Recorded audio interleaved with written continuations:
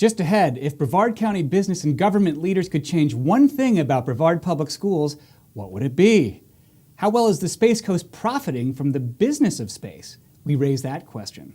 And 13 newsmakers and media experts share their takes on headlines about our cities, schools, and business. This is Brevard Watch, the news experience focused exclusively on Florida's Space Coast.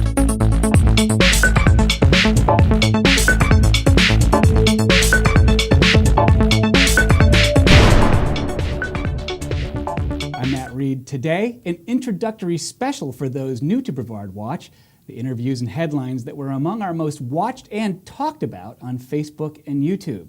First, how are Brevard's growing aerospace companies shaping Melbourne's development? And who are the young professionals we're trying to attract? I asked Downtown Melbourne Director Jaron Eisenberg and School Board member Matt Susan. Matt was just talking about manufacturing, technical jobs, aviation, Embraer. How has some of the latest sort of economic development projects and those kind of companies coming in, how's that affected downtown? They are fundamentally changing downtown because it's requiring us to meet the needs of people that are moving into this county. So one of the things that we do at Melbourne Main Street is we partner with large tech and defense companies. We go and do their new employee orientations and we tell them about ways that they can get engaged in downtown. I think Melbourne is different in the sense that you have to look a little bit harder to find the things to do and kind of find the beauty. You got to settle in a little bit in Melbourne, and we want to help them get acquainted with the area right away. And so they want different things from downtown. We're changing up some of our events. You're going to see us doing different things with Friday Fest next year to respond to those needs. We're doing a lot of family-oriented events because the people that are coming into this area are just about to start families, and we want them to know that this is a place that they can grow and call home. So you do a lot of, I guess, internal recruiting, people who are already here among young professionals to get them engaged in downtown and activities and give them a sense of place. Yeah, and help these tech companies recruit. So we recently fundraised and did a video that it's all right here in downtown Melbourne.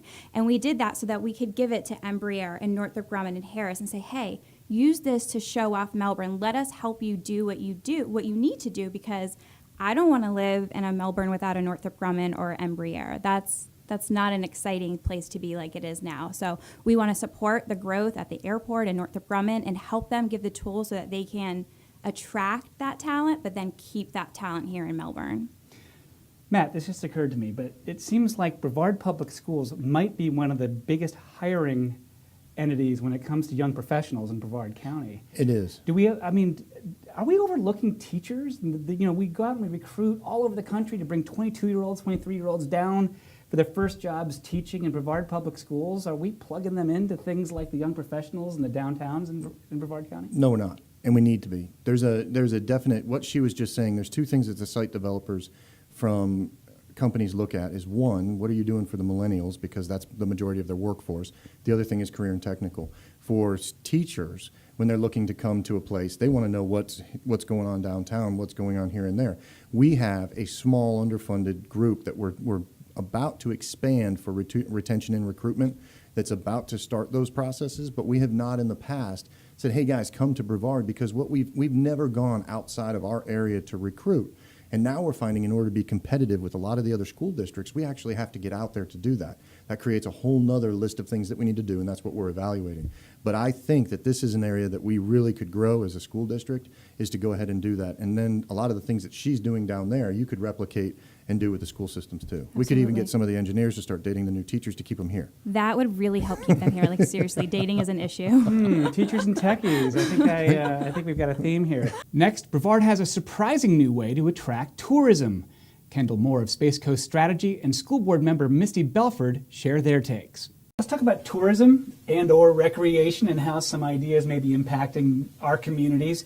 The Tourism Development Council, as I understand it, is considering investing bed taxes. That's the 5 cents per dollar, I believe, that hotels collect from tourists, and spending some of that money on projects that not only attract visitors from out of town, but may be great for people locally for recreation, sports, those kinds of things. Now, Kendall, I know you represented one project that's involved in this, but I wanted to get both of your take on this approach in general. Kendall? I think I did in a prior life actually chair the TDC, and it's a very unique aspect to be a community that can have some income and have a vibrant opportunity that's created by tourism. The projects that you're talking about today, I think, particularly in full candor, we were involved in the one that's Viera Regional Park. I think it creates an opportunity that it does two things. Number one, the county, when they made the decision to contract with USSSA for Space Coast Stadium, it was a large investment that part of our tourism marketplace would be based upon youth sports particularly. And we made a significant investment bringing in one of the largest, if not the largest, youth sports governing body in the country to be located here in Brevard and to start playing baseball, softball, and the like here. The particular Viera Regional project expands that to field sports, to football, to lacrosse, to soccer. And it not only is bringing in tournaments, revenue, bed tax, but it's also a facility that will be able to be used by the local children who are currently using the facility today. So it's a duality of a purpose, benefits the locals as well as creates a tourism opportunity. And so I think the TDC had some real foresight and vision, and hopefully as it comes before the county commission that they will see it the same way. Mr. B, what do you make of it? I mean, you're an amateur athlete yourself. I believe your family does martial arts and that kind of thing, swimming, obviously. Can kids' sports and family sports really be a big boon to tourism in your area? Actually, I think it can, and it's ironic that you mentioned martial arts because our particular martial arts school is holding a tournament in December, which is going to draw people from all around the state, even potentially from around the country. We don't have anywhere in North Brevard that can house that number of people, so the tournament is having to be moved to Melbourne for us to be able to have the tournament, which, as you know, if you've done special events, if you try to pull sponsors from your local community to support your school because of the relationships that you have, and yet your actual event is an hour away, that presents challenges. So from the aspect of tourism, and I think that's very important, and I think it's going to be very beneficial. I also think that it's great that we're focusing on youth sports and keeping kids active and involved and outdoor. We talk all the time about the struggles that our kids are facing these days, and I think it addresses that issue. And then lastly, I think it's a win because obviously we have our sales tax initiative here in Brevard County, and the more people that come in and spend while they're here, the more money we get for our schools. So to me, it seems like a win-win-win. Our school system constantly looks for ways to improve. I asked County Commissioner Rita Pritchett and Florida Tech-based business mentor Erica Lemp what they would change. It's not so much a change, but it's a continuation of some of these really great things that we've got going on in terms of getting kids excited about STEM fields. So many of these new businesses that we have coming in are STEM related. And so just looking at some non-traditional fields, things that haven't existed before, jobs that don't even exist yet. And I think that's a big thing, is that there's jobs out there that don't exist yet that these kids are going to need to be able to fill. And so getting them, and they're going to be creating a lot of these jobs, actually, if we think about it in terms of entrepreneurship, as I do. There's some great maker spaces that were made available through a grant from Northrop Grumman in the south end of the county. I got a chance to go and tour those. Seeing these kids get so excited about creating things and looking at the science of stuff and just seeing how these different connections are made was great. And it's that opportunity to get excited. And then I got to tour a school up in Titusville, actually, where they had done a CSI project on a classroom grant through the Schools Foundation. And again, it's just getting kids excited about stuff. I remember when I was in elementary school, and just the things that made me want to do the things that I'm doing now are the experiential learning activities. And I think that the more that we can increase that, the more that we can make that commonplace within the classroom, the better we're going to be. This is a digital group of kids that are growing up now, and if we can give them the opportunity to get hands-on with things, it's going to make them more well-prepared in the workforce and the jobs that they're going to be taking later on. It's just going to make them more well-rounded individuals, and I think that we owe it to them to be able to do that kind of thing. Rita? I would like to see a little bit more focus being moved into the areas where kids can get the hand-on training for different fields they can go into. Not every child's made to go to college. You know, I raised 6 kids, and I realize this, but you know, they're good with other aspects. And so if we could get them trained into something that interests them, so they can get right out there and get busy with their career. I mean, you still make a good living and without having to have a 4-year or 6-year degree. And actually, some of those degrees aren't even able to provide jobs. So I think just figuring out what the child's going to be good at and finding a way to train them in it. I do see us going more into a computer age, and so maybe some online courses or online studies. I think the school system's already utilizing that. But I have to tell you, I've raised all my kids in Brevard County schools. I grew up in them. My grandchildren are in them, and I think it's the best schools in the state. I think we have an excellent school system, and my family has gotten a great education here in Brevard.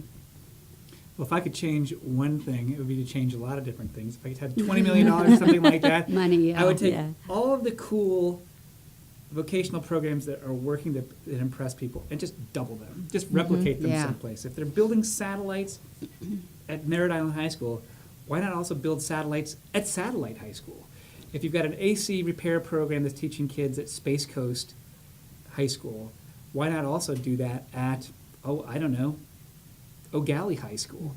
You know, you have a lot of great vocational programs in Brevard Public Schools, but they're scattered all over the place, and it's Yeah. kind of hard to get to those if you don't live in that region, at least. I know that Brevard Public Schools is looking at starting some new busing, some choice busing programs that would get kids, say if you live in Rockledge, and the maritime program that's right there that's awesome isn't quite for you, and you want to go do machining at Cocoa High School, you can hop on a bus and go to Cocoa High School, or vice versa. I think that would be the thing that I would change. When we come back, the iconic Florida Today building on US 1 went up for sale. What should the new owners do with it? Take the BPS CCU High School Mascot debit card anywhere, anyplace. Show your school spirit every time you use your card. Get your favorite BPS CCU High School Mascot debit card today by visiting any CCU branch. Learn more at ccuflorida.org/spirit. Well, this is Brevard Watch. I'm Matt Reed. My thanks to Community Credit Union for sponsoring today's program. Next, how well is the Space Coast economy living up to our nickname? I put that question to Cocoa Beach Chamber CEO Jennifer Sugarman and retired judge and everyone's favorite patriot, A.B. Majid. Some of the biggest work with the commercial crew, commercial cargo, missions to the International Space Station, those are government contracts, but you're seeing these private companies competing for the contracts to begin with and then using their technology to venture out into other types of space industry. And I think that's pretty interesting. Jennifer, one of the areas that I know has yet to develop on the Space Coast is that supply chain. That, you know, you have the big main companies, but there still needs to be those other people who do, I don't know, they machine, they weld, they do... Make some sort of a widget that goes on a wall. They make some sort of widget that goes onto get a... it, yeah. Where on the timeline are we with that, do you suppose? I mean, when you're talking environment, from what we feel like, maybe 50%. I mean, there's so much more that could be untapped with that. And I do not claim to be a space expert, and I'm not even a business expert. You know, I'm around a lot of businesses, I'm around a lot of different things, but you know, especially for our chamber, we definitely focus on space. We're right next to the port. We have a focus on military and tourism and hospitality. So when you talk supply chain, I mean, overall, I think that all of our industries could be pulling in more things that could help across the board. It's not just space, but for space, absolutely, you know, and I think back to your point about everyone kind of running the gamut, Boeing, Lockheed, there's different focuses too, right, which is really exciting. So you have deep space, you have, are we going to an asteroid, are we going to Mars, what's our specialty, what's the capsule going to do, what is it made for? So I think if you look at all the different companies, I mean, just even using my own father as an example, so he works for Unison, which is the division of GE up in Jacksonville.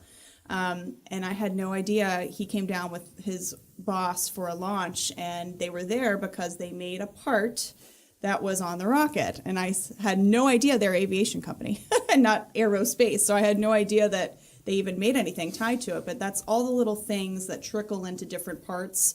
And I'm not sure how much of that we have here. So for instance, Jacksonville, they make a little part that goes on the rocket.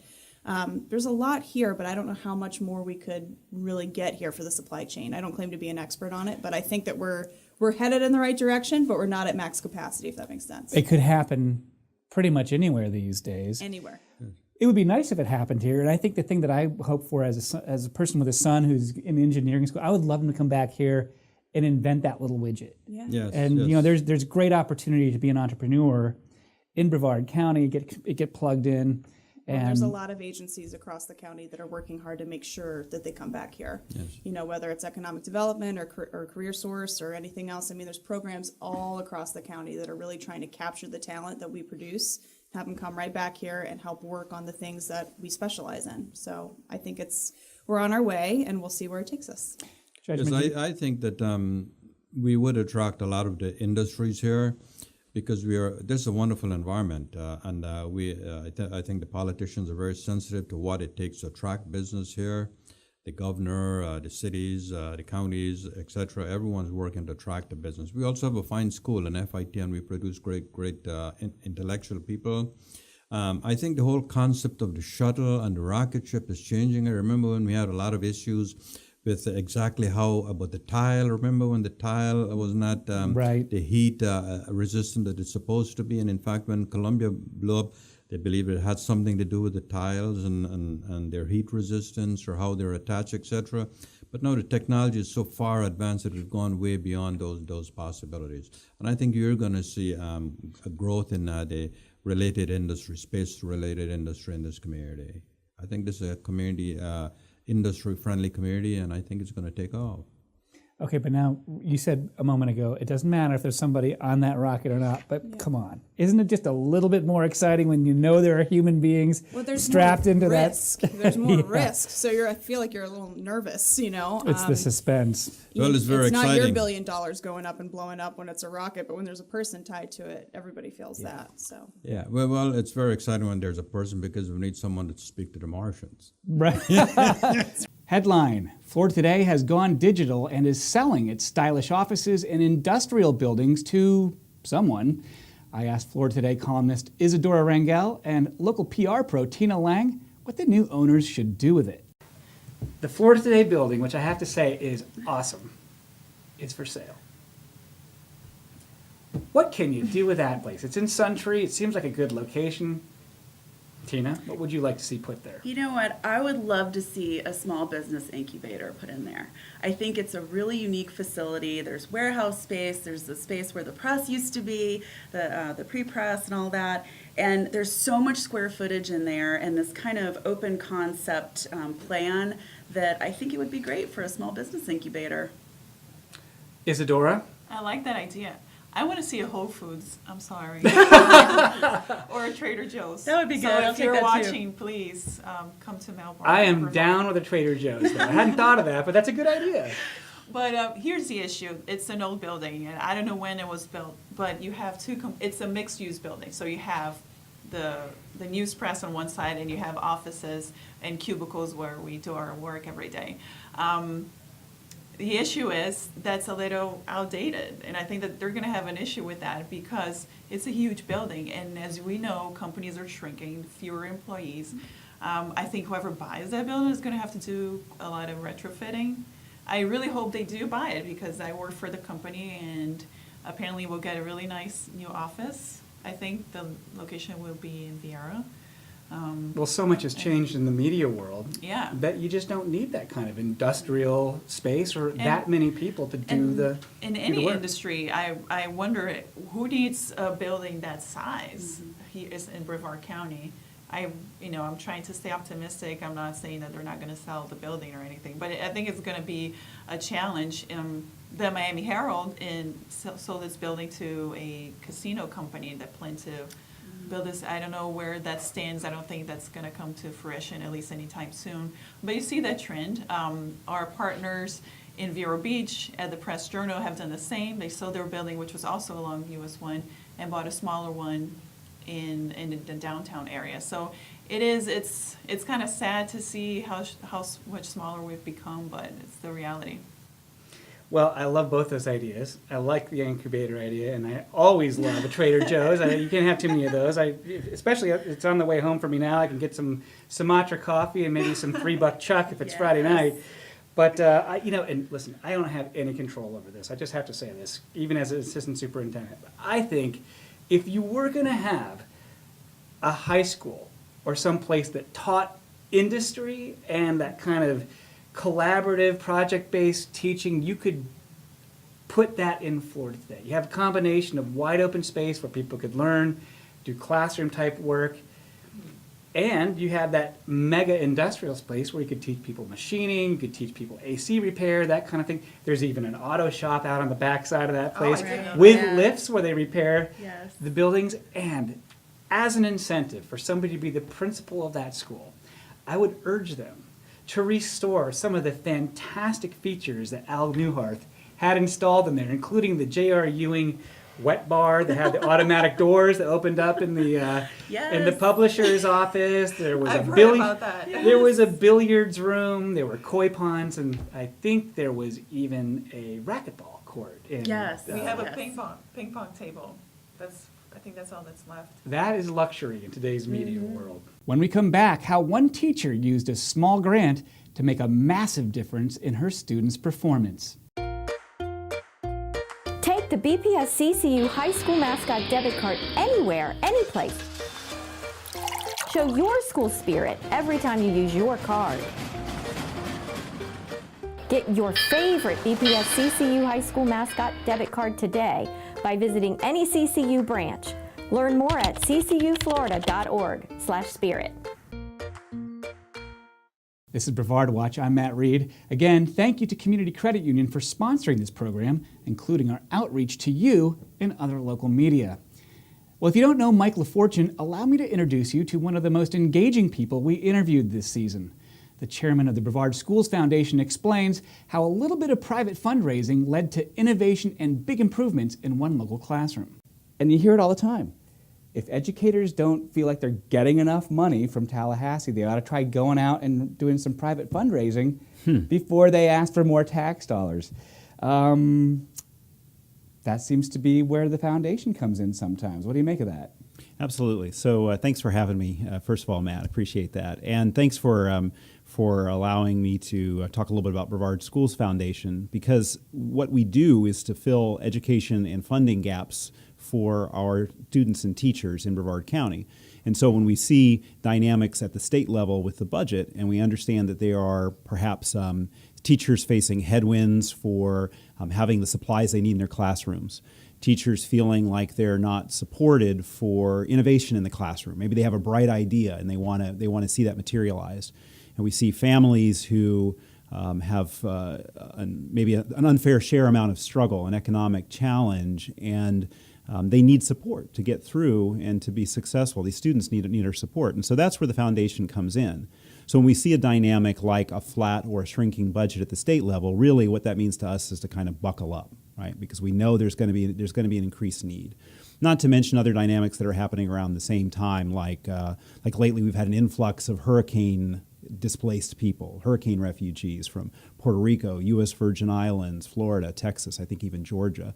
So we have all of these dynamics coming at the same time. And when the public monies aren't there, or they can't reach into some of those corners where we still need service, that's where the foundation comes in. And so, for example, the Brevard Schools Foundation, we will support teachers who've got bright ideas. You talk about, keeping teachers engaged as part of your question there. That we want to help those teachers who've got bright ideas to be able to implement them. And so we have a program at the foundation called the Bright Ideas Classroom Grant. It's a competitive grant, so the teachers have to articulate the outcome they want. They have to make a compelling case for it. So they have that skin in the game. And when they come out of that, if they're awarded the grant, and it's reviewed by individuals in the community, typically business people or folks who've got a perspective and keen judgment for an investment, and when they come out of that, then we've seen some tremendous results. We've seen engaged students. We've seen teachers who are more fired up, who feel like they're supported by their community. And there's one example that, in fact, I had shared recently with the state legislature. I went up to the State Board of Education and had the chance to speak with them and talked about an example in Brevard County here where there was a teacher who was respected among her peers, was impactful in her classroom, and had this idea about doing more to affect the entire grade. And she was a 5th grade teacher. And so she wrote a Bright Ideas Classroom grant, which she won. And it applied to science education across all the 5th grade. And this particular school, the year prior, had about a 50% pass rate on their science for 5th graders. And after going through this program and getting some additional supplies, some things to take home, some different strategies for engaging different kids across the grade, then they moved in 1 year from around 50% to almost 75%. I think it might have exceeded 75%. And it was the biggest gain in the year in Brevard County. Headline, a developer plans a solar-powered luxury hotel and eco-friendly condos on the site of an old seafood restaurant in Satellite Beach. I talked about that with two of my best friends in the media business, radio host Bill Mick and Florida Today senior editor and TV host Rob Landers. Satellite Beach, Dateline, DeSoto Parkway. We've got what looks like a $7 to $8 million, 60,000 square foot multi-use solar-powered fantastic thing pitched for the spot that has been sitting vacant for years, owned by the CRA, open for development. It used to be the site of Peg Legs, an old fish restaurant that has been closed as long as I've lived in Brevard County. It's going to have a 100,000 watt array of solar panels to power this thing. 25-room boutique hotel, 9 residential condos on the 3rd floor, a higher-end chain restaurant, and of course, an electric vehicle charging station for your, I guess, your Tesla or your Chevy Volt. This has a preliminary approval from an advisory board. It hasn't gone to the city council for final approval yet. Your take, right place, right time? Let's start with Rob. You know what? I'm all for the whole environmental protection of Satellite Beach and finding renewable energy sources to power places in the city. I don't think that it's the right place. The last hotel that I remember opening beachside between Pineda and O'Galley is now in America's best value. I don't know that people are looking for a hotel in Satellite Beach. So while it's a great concept, I think they might have a really hard time finding a brand to put on that particular boutique hotel. Boutique. I mean, I would love to have a place for my parents to stay, but I hear the room rates at this might be like $200-300 a night. Right, and why would you So keep playing Powerball. Why would you do that instead of, renting a condo on the beach for them? This is across the street from the beach. It's a highly trafficked area that's not easy to get across the street. And I will say I do miss Peg Legs. When I was 7 years old, it was the first place I had ever had rock shrimp. And so going to Dixie Crossroads in Titusville last week, it was like a little bit of my childhood coming back and thinking back on Peg Legs. But yeah, I don't think that's the right place. I moved here in 2001 and has only ever been an abandoned, haunted old building until it got torn down. Well, before it was that abandoned old building, it was Zuzu's, and I believe the last health report I saw on that one was that there was a dead seagull in the stove vent. So all right, so Tesla charging station definitely a step up from that. Right. Bill, the fact that this property is owned by the CRA. There are a lot of people in Satellite Beach who think it'd be better to put a park there. Your take? How many parks are there in Satellite Beach? We've both lived in that region for a long time. Yeah, that seems like a waste. It's about 40%, I think, of the beachfront property in Satellite has been preserved. As, with public money. For a city that thoroughly believes that in 50 years it won't be there because it will be engulfed by the ocean and the city won't be there because the global warming is going to swallow the whole island, why put this investment into this? You know what? It's a nice, unique idea. If a private investor wants to do it, okay. Is he buying the property from the CRA? Buying it, yes. Okay, that's a plus for the city. They shouldn't be owning the property in the first place. But it seems to me, like Rob said, this is a high-end development looking in the low-end part of town as far as the beach goes. When you can drive down the street for $125, spend a night on the beach itself rather than across the street and have to dodge all of those vehicles on A1A, not the smartest of moves I've seen, and I agree. I think they'll have trouble finding somebody to be the nameplate for this hotel.